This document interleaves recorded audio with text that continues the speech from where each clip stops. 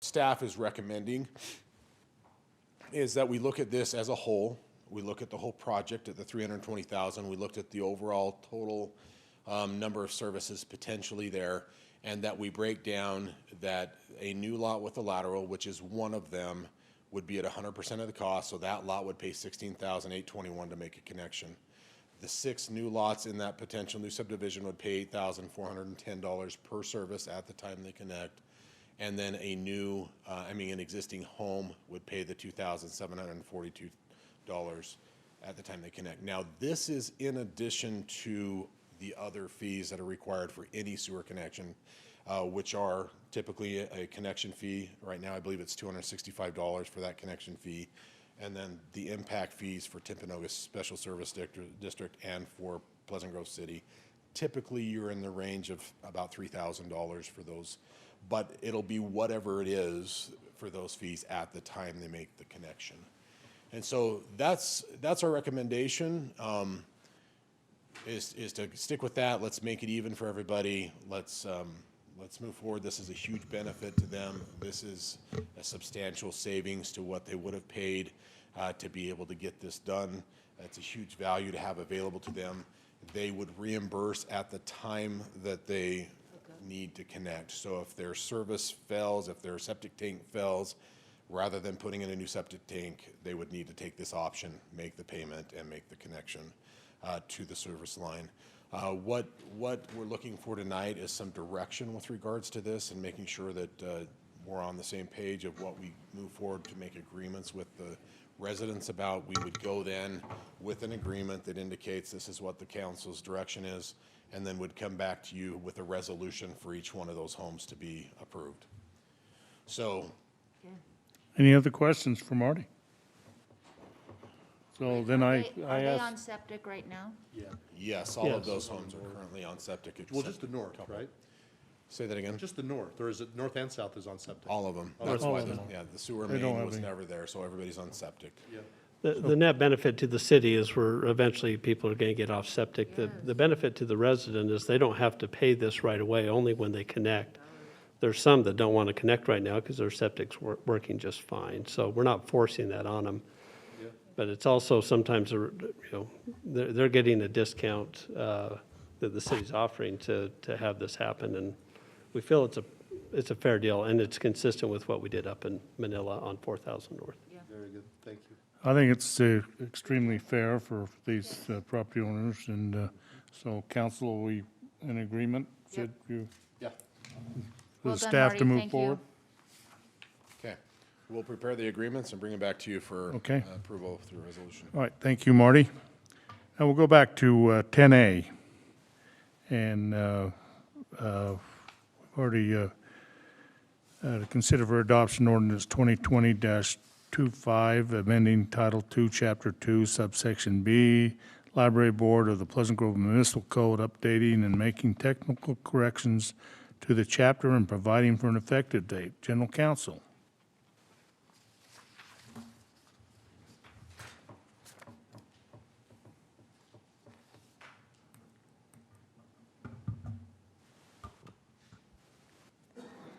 Thank you, Mayor.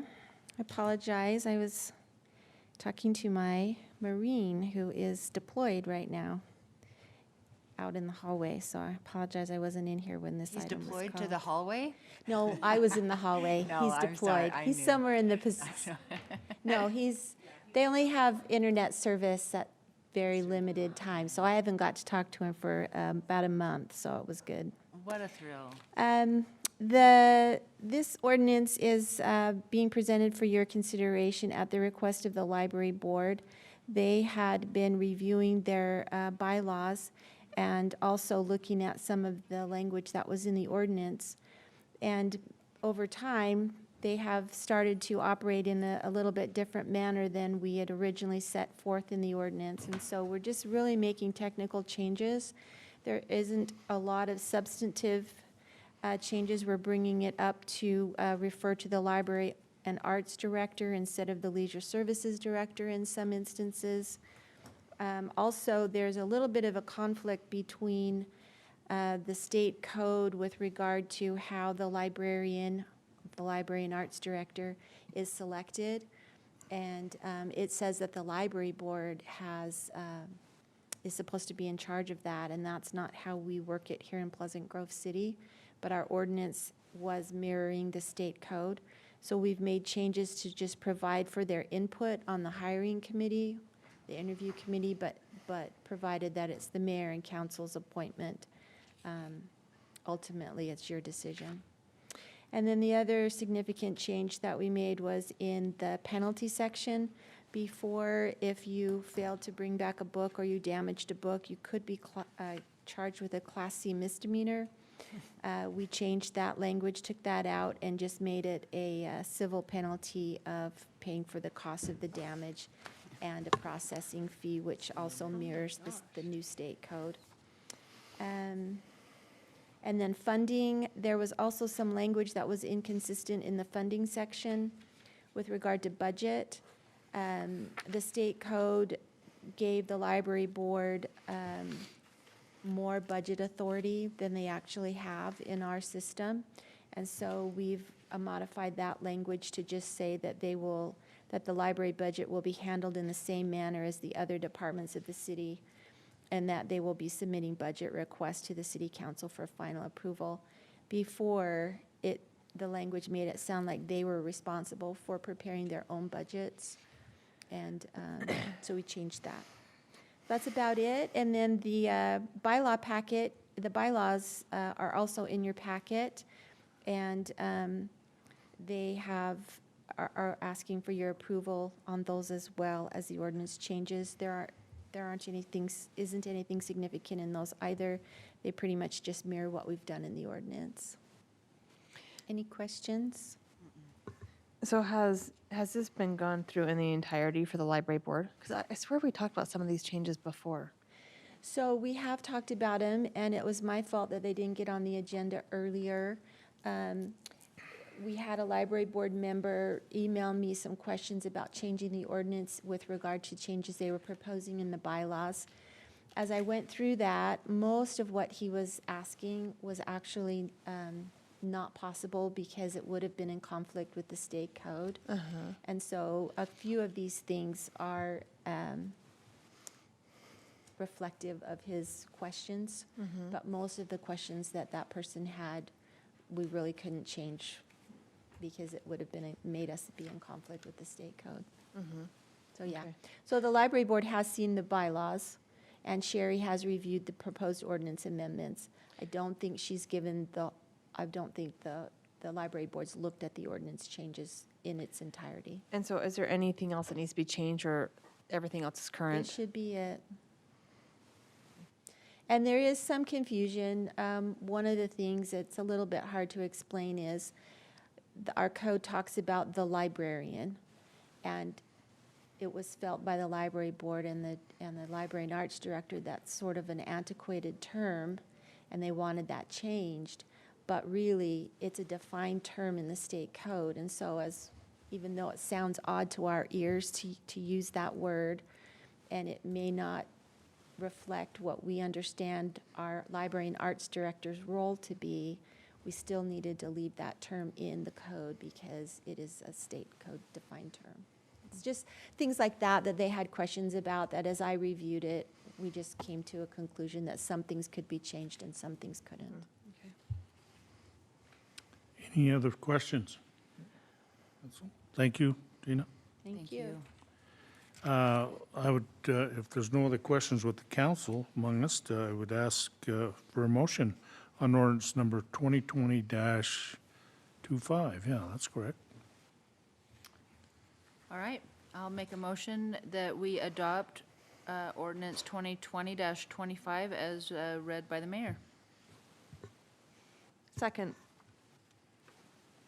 We have a motion by Councilmember Anderson. We have a second by Councilmember Lamone.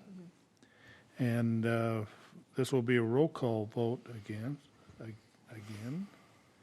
And we will start out with Councilmember Anderson, Yes. Councilmember Jensen, Yes. Councilmember Lamone, Yes. Councilmember Williams. Yes. Thank you. 4-0, that passes. Well, that concludes our action items, and we have, now, we don't need to act on the bylaws, right? That's what you just did. We just did. Okay, okay, I didn't, okay. You said the bylaws were at the end. Okay, Okay. all right.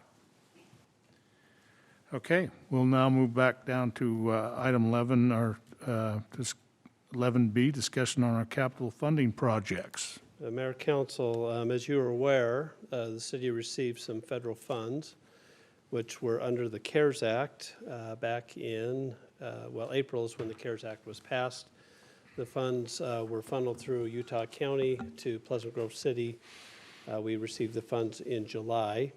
For the purposes of this discussion, I'll refer to them as the COVID funds because we have a CARES tax, and sometimes that gets a little confusing when we have synonymous terms. So when I refer to the COVID money, that is the money that I'm talking about. Initially, when this money was sent to us through the Treasury Department, they had a list of rules that were needed to be followed to spend this money. One of the rules said that you could use this for public safety wages for your police and fire. As we read it as a city, that's how we interpreted it. There was others that interpreted it differently, that the city was not allowed to do that. And that was something we went back and forth with the county and with the state, trying to get that defined. And then finally, about 6 weeks ago, the Treasury Department came out and made it very clear that the city could use this money for the salaries and wages benefits of our public safety, police and fire. So before that, we had a list of projects that we had wanted to do that were in relation to the COVID virus. And 3 of the 4 things on this list you have in front of you were things that were being considered because it was directly related to how COVID was impacting the city. Now, once we were able to qualify this money to be used for public safety wages, the money we now have budgeted for public safety wages can be pulled back out of our budget, and it can be used as one-time capital money. So initially with the COVID funds, there were guardrails, as we call them, restrictions on the money, and there was also a deadline that the money had to be spent by December 31st. Now that we are using that for our public safety wages, we pulled that money out as a now general fund expense or a general fund capital money.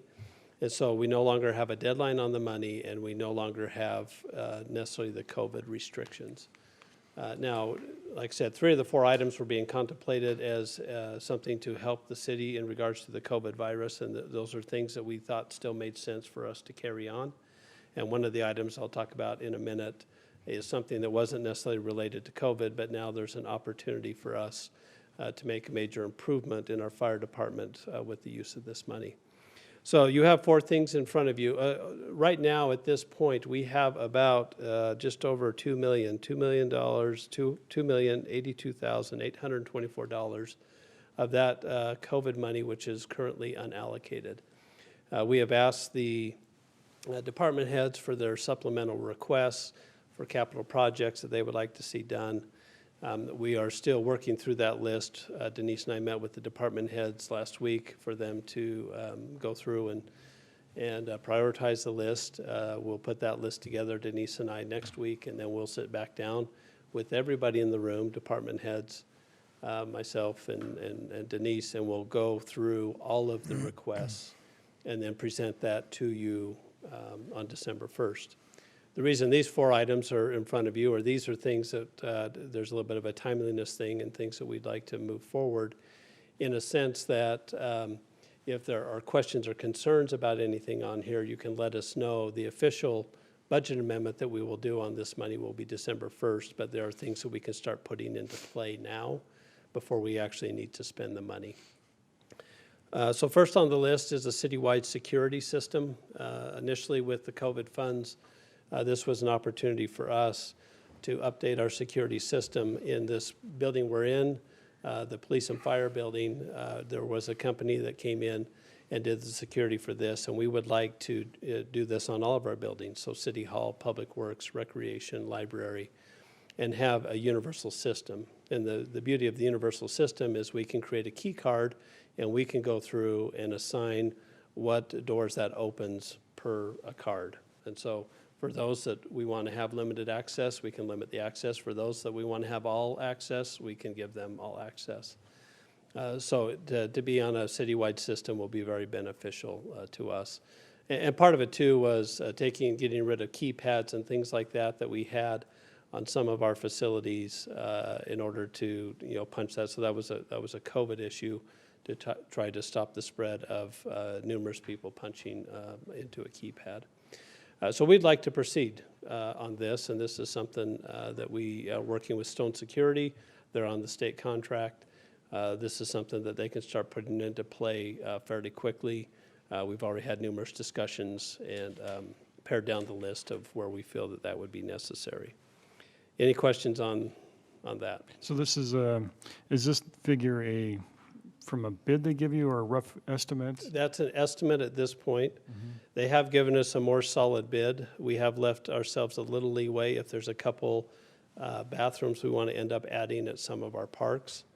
Those are the things that we're still trying to figure out, the ability to do that as far as power to the facility and those types of things. So, and just in a general sense, when we present these numbers to the city council, if we come in underneath what's being presented, that money just slides back into the general fund reserve and will be allocated at another time. If the project we're doing comes in more than what we're talking about, then we bring it back to you, because that would take another budget amendment to account for that. So that's generally speaking how we've done things over the years. Item number 2 is replacing fixtures in some of our current facilities, and mainly in our parks, where these are going to be automatic flush toilets and sinks that will have the automatic water.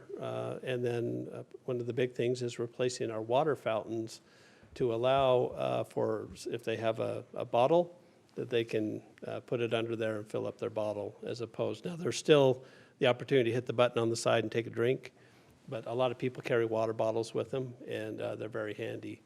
So that will be in our facilities as well as our parks. So again, this was an opportunity.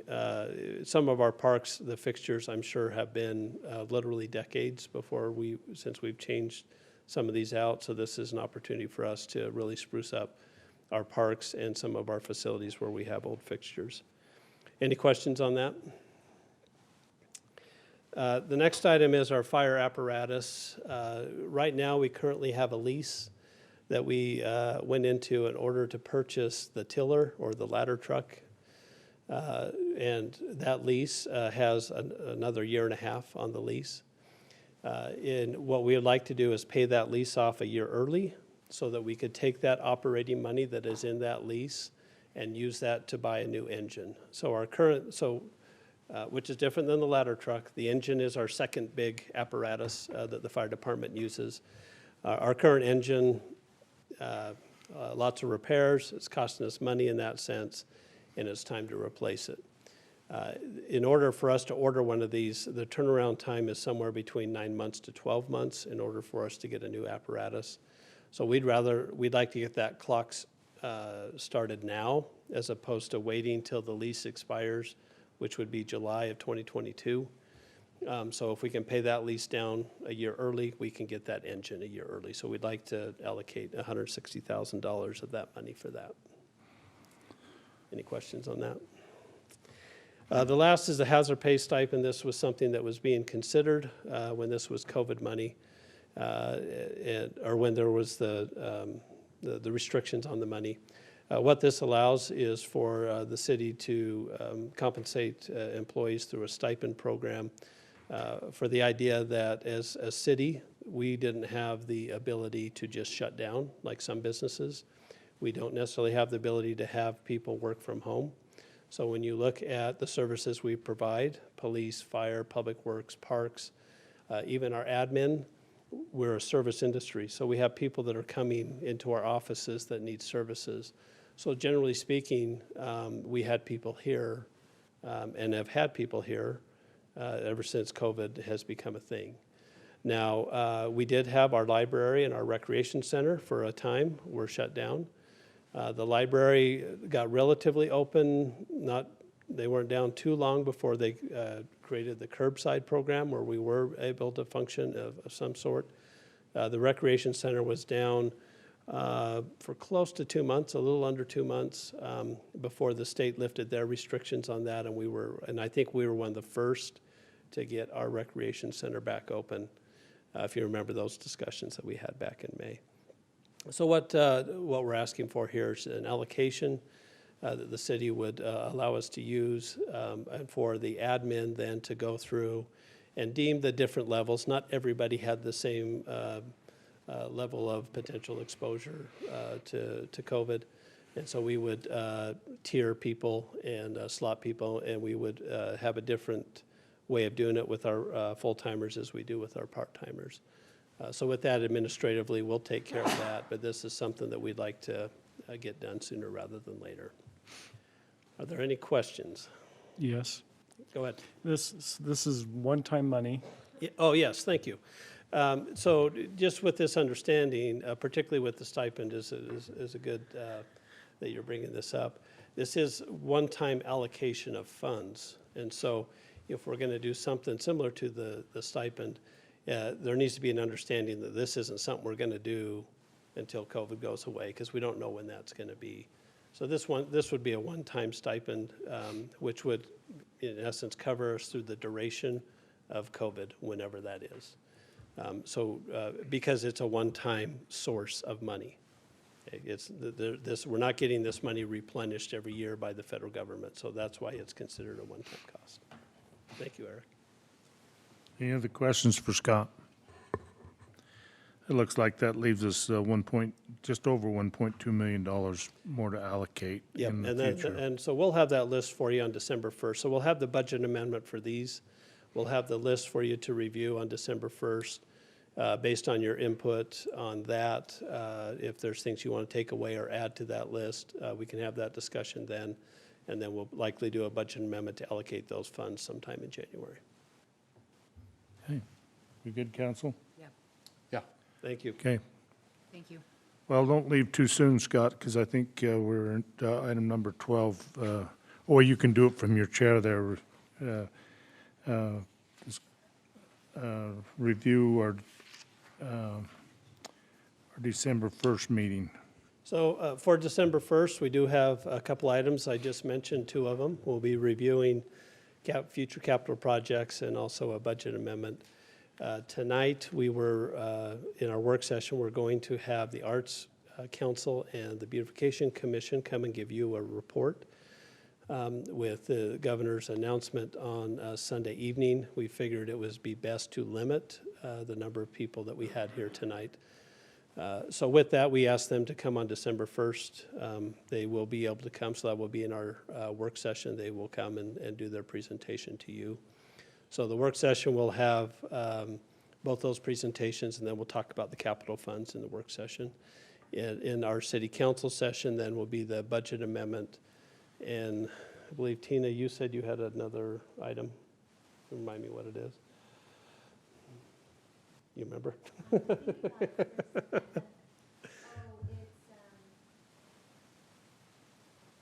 Well, yeah, we'll email it to you. We do, just so you're aware, we have a development project that's happening that might need some city council approvals before the year is over. We're trying to get everything squared away by December 1st, because our intention is to have just one meeting in December. But if we can't get it squared away and we need to gather you in order to take action so the developer can keep moving on their project, if you just kind of keep December 15th on your radar as a potential city council meeting in order to take care of that. I don't know if we need to do a full-fledged meeting per se, but we might have one or two items that you need to take action on. So that meeting is, 3 weeks away, so there is opportunity for us to add things, and we'll just keep you in the loop as things come up. Thank you. I didn't mean to cut the staff off this evening, but we didn't have you listed, but any of the staff that's with us have anything they'd like to come and talk to the council about? We'll catch you the 1st of December then. So anyway, well, let's, Councilmember Jensen, do you have anything for us? I think Kathy sent out the email, but the Mountain America Credit Union agreement has been canceled for right now, postponed until further notice. Okay. We'll let you know. Diana? I had the opportunity to go to the Stonegate, remind me what it was called? The dinner theater. Oh, just so wonderful. What a thrill. In fact, I was excited to see Tina tonight. So we'll make sure that we, when she comes on the 1st, let her know what a delight she was. I So think she deserves an Oscar. I do too. That was amazing. I think it's a Tony for Sorry, plays. Tony. Tony. Tina Fontana? Oh, yeah. Oh, my gosh, she did such She's a good fabulous. job. Yep, she's fabulous. And the Johnson's daughter, I don't, she had a great part too. Anyway, it was a delightful evening. I'm just thrilled that they did it, and anyway.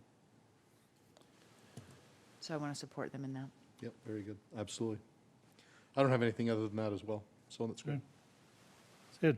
Are we having the annual Christmas tree lighting on Monday, November 30th? So we haven't planned anything.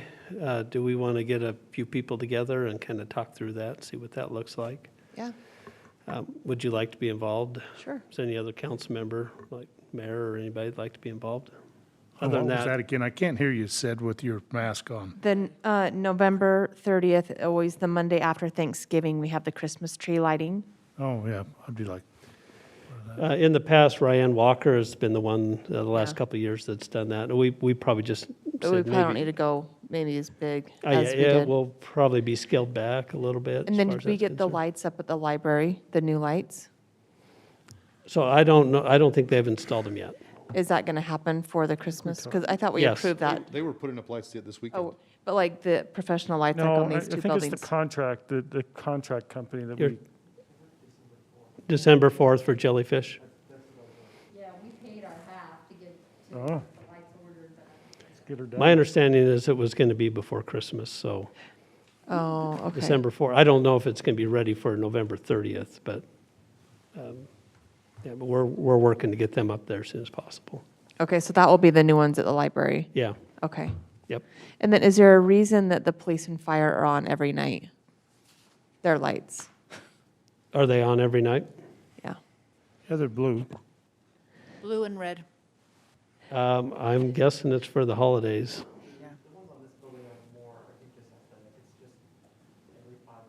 Yeah. Yeah. Do It's we know, okay. do we know who has the app and who's controlling that? Yeah, they do. I mean, it's on purpose, I Yeah, think, mean, that we're doing this right now. That was an absolute legitimate question. Do we Yeah. know who has the app and who controls it? I know Dion has the app, and I know that he's trained people in the fire department and the police department. Because I know we've talked in the, like, multiple times about if they're on all the time, it takes away from like special events that we're trying to do or having the lights on for special occasions. So, and then I didn't know if there's like a reason that they were on, so is there a way that, or a schedule, or do we know kind of the Well, right I know reason? Dion has created a schedule for some of the special days, but it doesn't necessarily take into account every single day. My guess is somebody in the department said, it's holiday season, let's light them up. So we can turn them off. I mean, that's not a problem. Well, no, I mean, it makes sense for the holidays, but are we going to turn them off, and then is that part of the lighting? Like, it just, I don't know, we've talked about this before, about only having like kind of them on for special occasions, except for the holidays. I mean, that makes more sense. Yeah. So are these going to be turned off and then turned back on for like the holiday lighting? Are they on now permanently for the holidays? Is there someone in charge of that? Well, yeah, like I said, I've seen the list of the holidays that Dion has created. What I don't know is if we have somebody in the individual departments that are just deciding we want to turn on the lights because we think it's cool. Can you just find that out and let us know? Yeah, so we can Just so we follow know. up on that, and we can Yeah. tell them, look, here's the schedule, stick with the schedule. Or just, yeah, it's, I mean, it just doesn't, it just kind of seems a little haphazard. Sure, sure. Just, if we can just find Yeah, out. and I apologize, Dion and the chiefs, we told not to come because they didn't have Yeah, anything on that's the okay. agenda. Yeah, And they were the ones that would be able to better answer that than me. But I'll follow up with them and we'll get an answer to you on that. Okay. Okay. Well, I have one item to discuss, see where the council sits on our annual council and staff Christmas party. If you want to proceed with that this year or put it on hold. So let's have a little discussion here. Yeah. Well, have it? Yeah. Well, I would like to, but I would also like to be respectful to those that would be doing it, so. Okay. I love it, it's one of my favorite things, I but I mean, if we also can wanna do be it safely. respectful. Well, we may have to modify a little bit, but I think we can get together and. You can, yeah. and, We could do just one big Zoom call and Uh-huh. No, I'm so done with Zoom, Scott. at Diana's request. And Jimmy Johns will drop off your sandwich. There you go. We'll have them deliver a sandwich to you. Unless it's, Okay. If we can figure out a way to have it, I'd love to have it. Okay, I think we can do that, but I just wanted to make sure we didn't, everybody wanted us to move that direction. So we'll pick we'll get a date and get that out, make sure everybody's got it on the Well, calendar. staff, So, what was that? I was seeing a staff, I'm seeing them maybe shake their heads here. So that's, Okay, Okay. Marty's trying to figure out why he got the short straw to have to be here tonight. because he had to present, He that's did. Stuff why. on the agenda. I think, I mean, we can talk about it as staff, I don't see a problem. Okay, Really, the logistics of how we're going to do it will probably be the challenge we got to figure out. And if it's all right, Mayor, you and I can start working on that. I'd just like to thank the council for everything you do and wish you a happy Thanksgiving. And let's stay safe and stay distance. I think our family's just going to do, we're not going to meet as The Fugels? as a group. So anyway, we're just going to do it with individual homes. So Wow. we abide by what the governor wants us to do and not. So anyway, but you can do whatever you want. I just, Like, that is so, that that's doesn't, very you know, wonderful.